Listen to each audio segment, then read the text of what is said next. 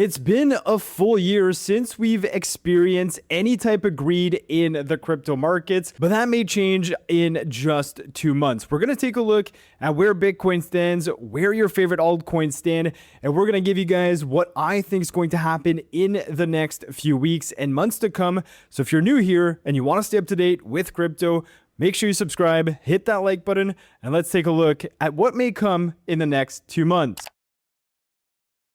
The fear and greed index is at 37 as we speak, but if we take a look at the last year, it's been absolutely disgusting. If you go back to August 2025, we actually were around $110 or so thousand for Bitcoin. We made a new all-time high in October, but we never actually went back into the peak of greed. You can see at the peak of the crypto bull market when Bitcoin was at $125,000, the fear and greed index was just around 62. So we were just entering in the greed zone. And ever since then, there has been an absolute bloodbath in the crypto markets. We had a few days of hope back in April when the tariffs all came out and we rebounded quite nicely. But if you look at this picture of the fear and greed chart, this is the story of the last year. It's been horrible. And then if you go take a look at the price of Bitcoin and you take a look at your charts, you're going to see the exact picture that we've been saying over and over again. We are continuing to make lower highs in this bear market, and this has continued, started in October and has continued time and time again. And every time we see a pattern of, a few weeks for green in Bitcoin's price, people tend to forget that we're in a Bitcoin bear market or actually just a crypto bear market. And this is the unfortunate truth of what has occurred time and time again. As we see these little bits of rallies, we just unfortunately head lower. And the lower parts of Bitcoin's chart is likely going to be hit in these next few weeks and months to come. We saw in June of 2026 that Bitcoin went to about $58,000. No one can tell you if that's the actual low, but what we can look at is what happened in previous bear market. And the previous bear markets are the only things that you can actually look at because nobody has a crystal ball and nobody can tell you what's going to happen for Bitcoin. But what history has showed us is potentially a possibility for what's to happen. It definitely does not mean that it's 100%, but it's a good way to look at things. If you look at it, well, this is what we had in 2022. We had Bitcoin's price reach a whopping low of $15,000 by the full year of Bitcoin having topped. What I mean by that is Bitcoin topped in November of 2021, and by November of 2022, we can see that we had reached the bottom for Bitcoin's price a full year after the Bitcoin price had topped. Now, a lot of people would have probably said that, when Bitcoin was doing this in June, it had bottomed around $17,000, rallied all throughout July and August, then started consolidating in, October. And you can see that we were holding kind of this support here. We can see that around 18,600 was a big support for Bitcoin. And that was unfortunately just destroyed in the first week of November, making a new low for Bitcoin at that point. So again, it doesn't mean that the June low that we saw in 2026 right over the last few months is the low for Bitcoin, and that low right now is at 57,500 roughly speaking, and that is potentially another area where we may see Bitcoin do something like this in the next few months, wick just below it, and then come back and not start the actual trend reversal for Bitcoin into 2027 and hopefully in the years to come. Now, of course, like I said, nobody can predict that, but that's what we saw in the last bear market. And if you take a look at this blue line that you have on your screen right now, that is the 200-week moving average. We have seen a ton of support and resistance on both of these lines. You can see that typically speaking in a bear market, you are going to see a price target around that blue line. You can see that right now we are at that blue line. Back in 2022, we went below that blue line. And if you go all the way to 2027, well, we actually ended up at that blue line. And if we go all the way back to 2018, well, you can also see that we actually went at that blue line, perfectly timed with the full year of the bear market. And the reason I think that we may go lower a little bit in the next few weeks is because of that timing factor, which reminds me a lot more of 2022 in terms of we're at the 200-week moving average and there's still a couple months before that full year period for the bear market has ended, and that was the demise of 2022. It didn't happen in 2018 because I think that the price timing as well as the actual timing happened at the same time. And right now we are just a couple months away from having a full year in a crypto bear market. What this means is you are going to likely have more time to buy your favorite altcoins, more time to dollar cost average in Bitcoin, because if you take a look at where we stand right now in terms of monthly returns for Bitcoin, well, July was that bounce back month, as we have said, as so many people have said. June and May were obviously horrible, and you can see August is pretty much flat as of now as we're entering mid-August, and who knows what's going to happen September, October, November, December. But all that to say is that you are likely going to continue having that time to dollar cost average, because if it is anything like 2022, well, you can see that August and September were not great months. Even towards the end of Q4, they were not good months. So if you are dollar cost averaging in Bitcoin, in your favorite altcoins, I would say you don't need to rush into anything, given that Q4 is still very uncertain.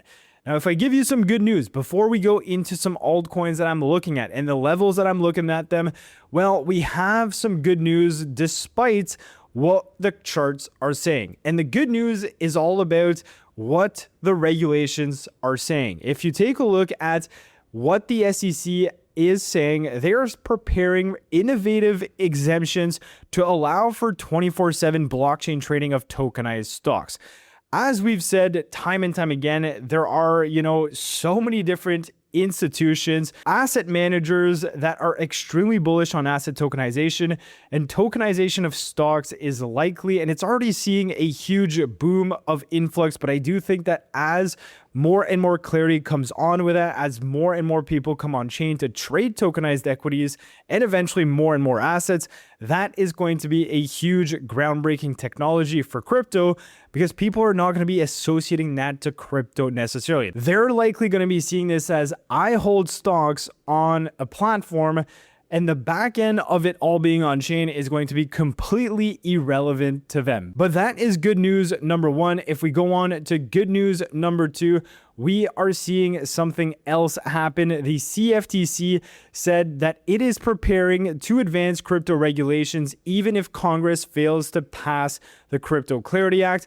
A little bit of a summary on that. We know that now the Senate is off for the better part of a month to a month and a half. They do come back towards the mid of September.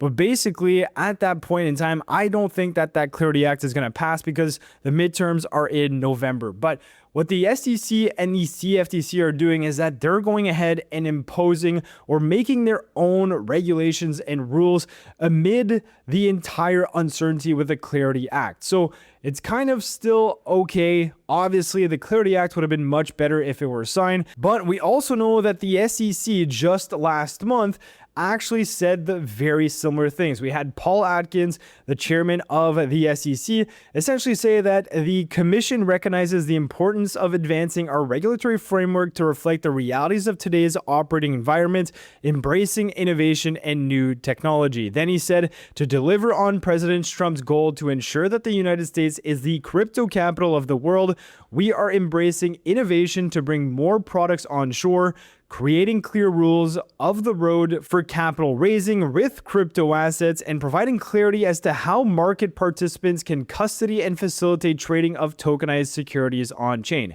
So this is the SEC doing its own thing.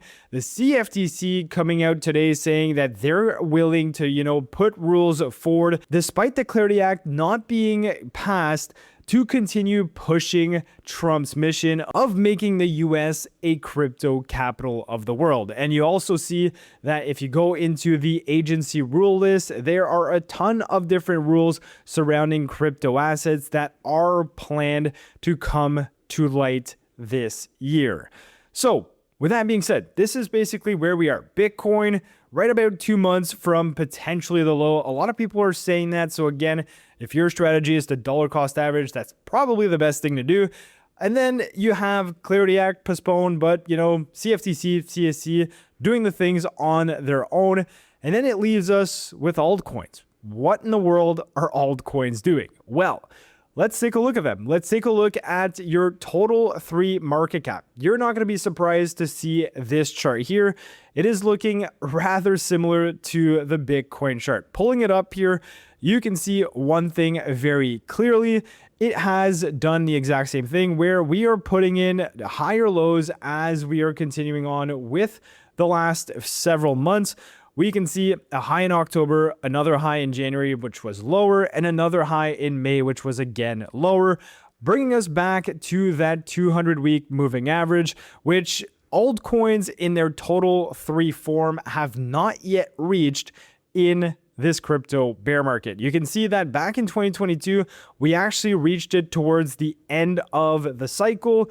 So potentially this is another indicator that we are very, very close to the end of the cycle. We just barely went below it in 2022.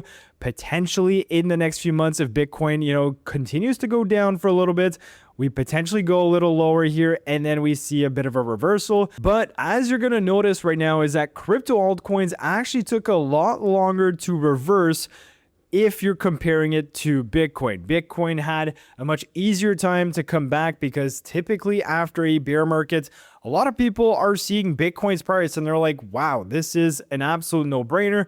Let me buy this instead of a, very, very small altcoin.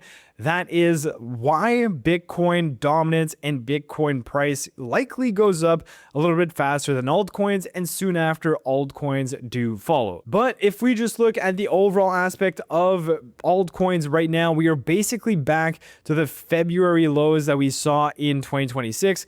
Is that going to get swept? I would imagine that it does, bringing altcoins a little bit lower. Now, if we do the same thing and you look at total 2, so you add Ethereum back there, we are at a very, very interesting level where we've been several times before. You can kind of go back to, the 2022 where we were seeing altcoins fall and they actually found support on the very similar level where we are right now. You can see that back in September of 2024, we were basically consolidating there. The dip of April 2025, another consolidation here in support, and just recently in February, another support around these levels.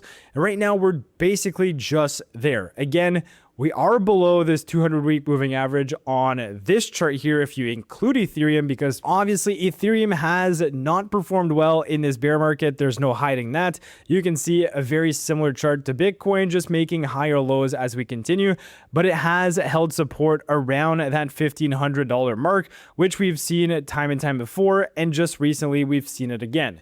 So for me, Ethereum, we are going to wait and see if it does want to come back here around 1,500. If Bitcoin goes a little bit lower than where it is right now, I would imagine that Ethereum does put in another very similar low to 1,500 or potentially sweeps it, comes right back up and onwards into 2027. Now, of course, there are tons of altcoins to look at. If you look at, your Solana is at a very interesting level as well. You can see it did go as low as about $60 back in, June when all altcoins went down. And right now we're sitting around $75. Now, the thing is here, nobody's going to be able to tell you Solana's going at $60. Solana's going at, $65. Nobody's going to be able to tell you that. But if you are a Solana bull and you do think that the network, the chain is going to be around for the next bull market, well, you have a perfect history of what Solana has done in a bull market. You can see 2021. If you just, take the mid 2021 curve all the way up to the top of 2021, that's a 700% gain. If you look at the FTX crash, when everyone said, Solana's done, it was at $8 and it went all the way back up to about $300. That is a 1400% gain. So if you're looking at Solana right now, it's at $75. Maybe it goes to $60 again. Maybe it even goes to $55 or $50. But ultimately speaking, I do think that Solana is going to perform well in this next bull market.